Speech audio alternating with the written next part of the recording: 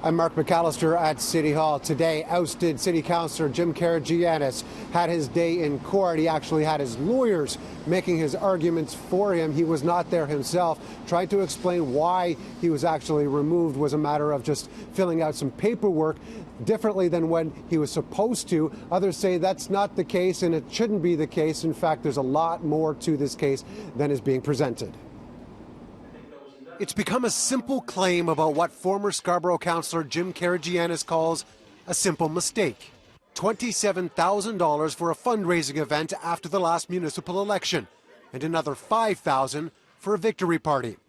Both apparently filed under the wrong heading while filing election expenses with the city, exceeding the limit that candidates are allowed. Adam Shiliff, a behind-the-scenes veteran at City Hall, brought forth the complaint against Karygiannis. His lawyers spent the afternoon making a number of arguments, saying the former councillor's overall compliance record for financing suggests this matter was, quote, just the tip of the iceberg.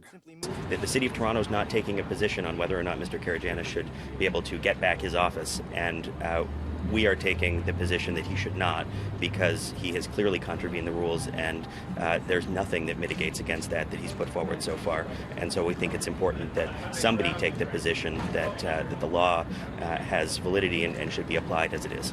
He says in this case, that should have been no reason for multiple mistakes when documentation was submitted several times. Sean Dewart, Karygiannis' lawyer, pointed out that the gatherings in question took place after the election and had no influence on the outcome. He claims corrections were made and there was no ill intent.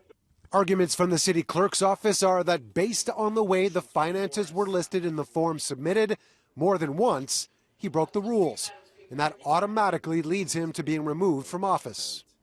A good chunk of the day was spent trying to determine whether or not the matter should even be before the courts. It was suggested that due process would be the audit compliance investigation at City Hall before deciding if he was in the wrong. There's disturbing evidence about what happened on that campaign.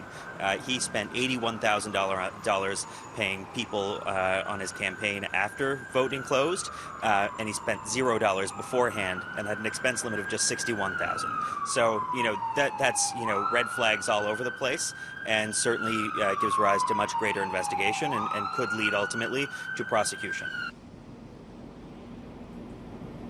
No decision was actually made today. The judge said he will try and do so before Tuesday. That's when City Council meets next and when that seat should officially be declared vacant. When we reached out to Jim Karygiannis today, he basically said no comment. The matter is still before the courts.